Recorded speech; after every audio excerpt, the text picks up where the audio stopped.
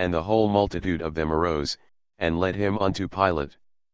And they began to accuse him, saying, We found this fellow perverting the nation, and forbidding to give tribute to Caesar, saying that he himself is Christ a king. And Pilate asked him, saying, Art thou the king of the Jews? And he answered him and said, Thou sayest it. Then said Pilate to the chief priests and to the people, I find no fault in this man. And they were the more fierce, saying, He stirreth up the people, teaching throughout all Jewry, beginning from Galilee to this place.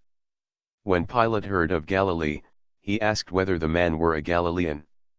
And as soon as he knew that he belonged unto Herod's jurisdiction, he sent him to Herod, who himself also was at Jerusalem at that time. And when Herod saw Jesus, he was exceeding glad, for he was desirous to see him of a long season, because he had heard many things of him, and he hoped to have seen some miracle done by him. Then he questioned with him in many words, but he answered him nothing. And the chief priests and scribes stood and vehemently accused him. And Herod with his men of war set him at naught, and mocked him, and arrayed him in a gorgeous robe, and sent him again to Pilate. And the same day Pilate and Herod were made friends together, for before they were at enmity between themselves. And Pilate, when he had called together the chief priests and the rulers and the people, said unto them, Ye have brought this man unto me, as one that perverteth the people, and, behold, I, having examined him before you, have found no fault in this man touching those things whereof ye accuse him. No, nor yet Herod, for I sent you to him, and, lo, nothing worthy of death is done unto him. I will therefore chastise him, and release him. For of necessity he must release one unto them at the feast. And they cried out all at once, saying, Away with this man, and release unto us Barabbas. Who for a certain sedition made in the city, and for murder, was cast into prison. Pilate therefore, willing to release Jesus, spake again to them.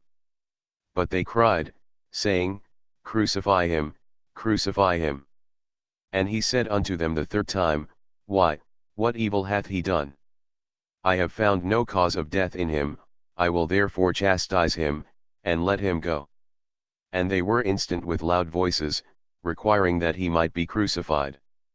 And the voices of them and of the chief priests prevailed. And Pilate gave sentence that it should be as they required.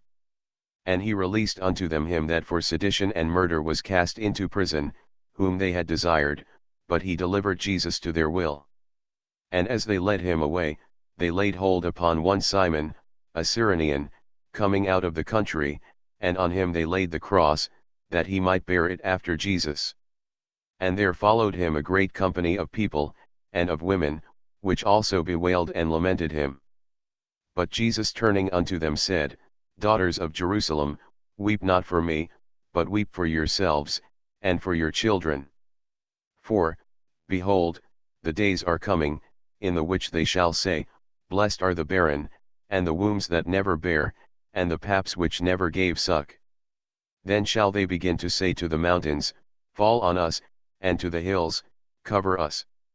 For if they do these things in a green tree, what shall be done in the dry?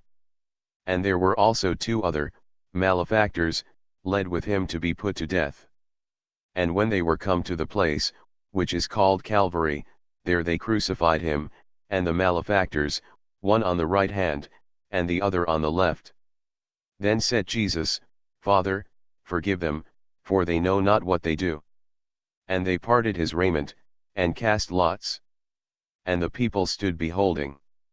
And the rulers also with them derided him, saying, He saved others, let him save himself, if he be Christ, the chosen of God.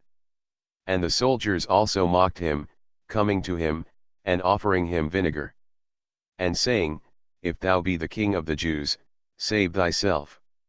And a superscription also was written over him in letters of Greek, and Latin, and Hebrew, This is the King of the Jews. And one of the malefactors which were hanged railed on him, saying, If thou be Christ, save thyself and us. But the other answering rebuked him, saying, Dost not thou fear God, seeing thou art in the same condemnation. And we indeed justly, for we receive the due reward of our deeds, but this man hath done nothing amiss. And he said unto Jesus, Lord, remember me when thou comest into thy kingdom. And Jesus said unto him, Verily I say unto thee, today shalt thou be with me in paradise. And it was about the 6th hour, and there was a darkness over all the earth until the 9th hour. And the sun was darkened, and the veil of the temple was rent in the midst. And when Jesus had cried with a loud voice, he said, Father, into thy hands I commend my spirit, and having said thus, he gave up the ghost. Now when the centurion saw what was done, he glorified God, saying, Certainly this was a righteous man. And all the people that came together to that sight, beholding the things which were done, smote their breasts, and returned. And all his acquaintance, and the women that followed him from Galilee, stood afar off, beholding these things. And, behold, there was a man named Joseph, a counselor, and he was a good man, and a just. The same had not consented to the counsel and deed of them. He was of Arimathea, a city of the Jews, who also himself waited for the kingdom of God. This man went unto Pilate, and begged the body of Jesus. And he took it down, and wrapped it in linen, and laid it in a sepulchre that was hewn in stone, wherein never man before was laid. And that day was the preparation, and the Sabbath drew on. And the women also, which came with him from Galilee, followed after, and beheld the sepulchre, and how his body was laid. And they returned, and prepared spices and ointments, and rested the Sabbath day according to the commandment.